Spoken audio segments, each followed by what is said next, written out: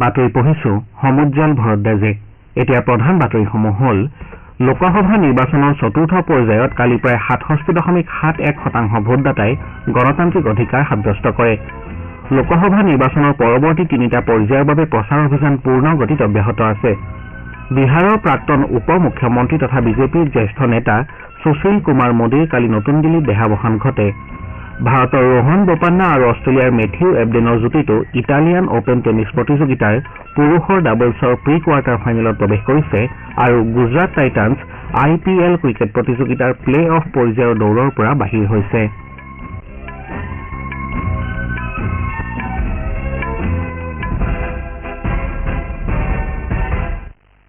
এতিয়া শুনক বিতং বাতৰি।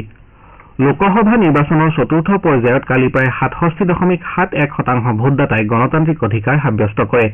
এই পৰ্যায়ত দেশৰ 9খন ৰাজ্য আৰু এটা কেন্দ্ৰীয় শাসিত অঞ্চল সামৰি লোৱা হয়। ইয়াৰ ভিতৰত অন্ধ্ৰপ্ৰদেশৰ 25টা, তেলেংগানাৰ 17টা, উত্তৰ প্ৰদেশৰ 13টা, মহাৰাষ্ট্ৰৰ 11টা, মধ্যপ্ৰদেশ আৰু পশ্চিমবংগৰ 8টাকৈ, বিহাৰৰ 5টা, ওড়িশা আৰু ঝাৰখণ্ডৰ 4টাকৈ আৰু কেন্দ্ৰীয় শাসিত অঞ্চল জম্মু কাশ্মীৰৰ এটা সমষ্টি আছে।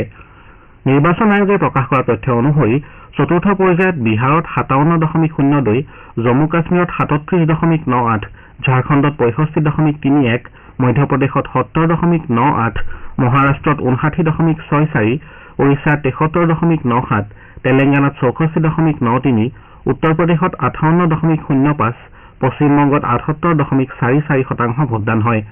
ভোটগ্ৰহণ সম্পন্ন হোৱাৰ লগে লগে এই পৰ্যায়ত প্ৰতিদ্বন্দ্বিতা আগবঢ়োৱা 1717 গৰাকী প্ৰাৰ্থীৰ ৰাজনৈতিক ভাগ্য EVMত বন্দী হয়। নিৰ্বাচন আয়োগে কালি ভোটগ্ৰহণ প্ৰায় শান্তিপূৰ্ণভাৱে সম্পন্ন হোৱা বুলি প্ৰকাশ কৰিছে। আয়োগে কৈছে যে দুৰ্ভাগ্যজনক ঘটনাক্ৰমত তেলেংগানাৰ চম্পাপেটত কালি নিৰ্বাচনী কৰ্তব্য সম্পাদনৰ সময়ত এগৰাকী নিৰ্বাচনী বিষয়াৰ দেহাৱসান ঘটে। আয়োগে এই সন্দৰ্ভত নিজাববীয়াকৈ ব্যৱস্থা গ্ৰহণ কৰি তেলেংগানাৰ মুখ্য নিৰ্বাচনী বিষয়াৰ দেহাৱসান ঘটা নিৰ্বাচনী বিষয়াগৰাকীৰ পৰিয়ালক ততালিকে এককালীন সাহায্য প্ৰদান কৰিবলৈ নিৰ্দেশ দিছে। লোকসভা নিৰ্বাচনৰ পৰৱৰ্তী তিনিটা পৰ্যায়ৰ বাবে প্ৰচাৰ অভিযান পূৰ্ণ গতিত অব্যাহত আছে। জ্যেষ্ঠ ৰাজনৈতিক নেতাসকলে দলীয় প্ৰাৰ্থীৰ সমৰ্থনত ৰাজহুৱা সভা আৰু ৰোড শ্বত অংশগ্ৰহণ কৰি ভোটদাতাক আকৰ্ষণ কৰাৰ প্ৰয়াস অব্যাহত ৰাখিছে। বিজেপিৰ জ্যেষ্ঠ নেতা তথা প্ৰধানমন্ত্ৰী নৰেন্দ্ৰ মোদীয়ে কালি নিজৰ সংসদীয় সমষ্টি উত্তৰ প্ৰদেশৰ বাৰাণসীত এটা ৰোড শ্বত অংশগ্ৰহণ কৰে। ৰোড শ্ব'ৰ সময়ত পথৰ দুয়োকাষে হাজাৰ হাজাৰ লোক সমবেত হোৱা পৰিলক্ষিত হয়। শ্ৰীমোদীয়ে সন্ধিয়াৰ ভাগত বেনাৰস হিন্দু বিশ্ববিদ্যালয়ৰ বাহিৰৰ মহামান্য মদন মোহন মালব্যৰ প্ৰতিমূৰ্তিত পুষ্পমাল্য তৰ্পণ কৰাৰ পাছত 5 কিলোমিটাৰ দীঘলীয়া এই ৰোড শ্ব' আৰম্ভ কৰে। একেদৰে বিজেপিৰ জ্যেষ্ঠ নেতা অমিত শ্বাহে কালি মহাৰাষ্ট্ৰৰ ধুলেত প্ৰচাৰ সভাত অংশ লয়। তেওঁ কয় যে নৰেন্দ্ৰ মোদীৰ নেতৃত্বত NDA চৰকাৰ পুনৰ ক্ষমতালৈ আহিলে ভাৰত তৃতীয় সৰ্ববৃহৎ অৰ্থনীতিত পৰিণত হ'ব। ইফালে অসমৰ মুখ্যমন্ত্ৰী তথা বিজেপি নেতা ডক্টৰ হিমন্ত বিশ্ব শৰ্মাই কালি পাঞ্জাৱৰ পাটিয়ালাত দলীয় প্ৰাৰ্থীৰ হৈ এটা ৰোড শ্বত অংশগ্ৰহণ কৰে।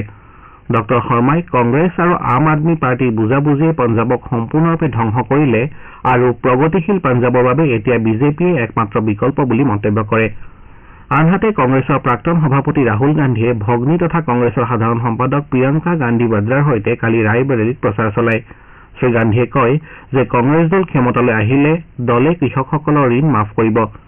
ইফালে BSPৰ মুৰব্বী মায়াৱতীয়ে কালি উত্তৰ প্ৰদেশৰ ৰাজধানী লক্ষ্ণৌত এখন নিৰ্বাচনী সভা সম্বোধন কৰে। বিজেপিক আক্ৰমণ কৰি শ্ৰীমতী মায়াৱতীয়ে গেৰুৱা দলটো এবাৰ ক্ষমতালৈ নাহে বুলি উল্লেখ কৰে। বিদেশ মন্ত্ৰী ডক্টৰ S জয়শংকৰে কালি দৃঢ়তাৰে কয় যে ভাৰত আৰু ইৰাণৰ মাজৰ চাবাহাৰ বন্দৰ চুক্তিয়ে বৃহৎ বিনিয়োগৰ পথ মুকলি কৰিব আৰু ভাৰতক মধ্য এছিয়াৰ সৈতে সংযোগ কৰিব। মুম্বাইত এখন সংবাদমেল সম্বোধন কৰি বিদেশ মন্ত্ৰীগৰাকীয়ে কয় যে এই চুক্তিখন হ'ল কৌশলগতভাৱে অতি বিশেষ আৰু ই কৰাচীৰ লগতে পাকিস্তানৰ গোৱেদাৰ বন্দৰসমূহক বাদ দি ইৰাণৰ মাজেৰে দক্ষিণ এছিয়া আৰু মধ্য এছিয়াৰ মাজত নতুন বাণিজ্যিক পথ মুকলি কৰিব।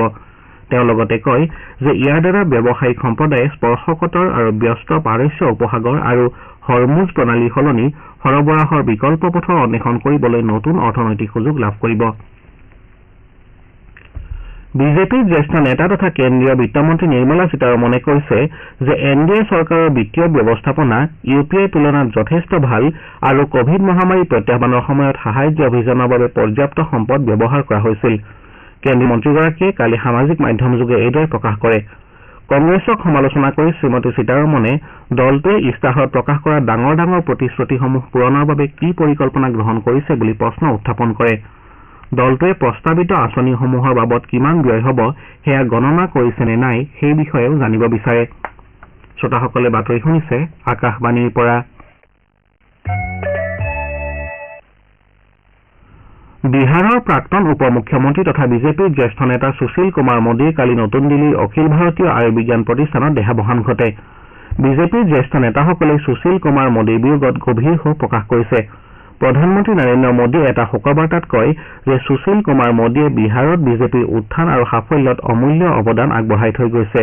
প্ৰধানমন্ত্ৰীয়ে কয় যে নেতাগৰাকীয়ে জৰুৰীকালীন অৱস্থাৰ তীব্ৰ বিৰোধিতা কৰি ছাত্ৰৰ ৰাজনীতিত সুকীয়া স্থান দখল কৰিবলৈ সক্ষম হৈছিল।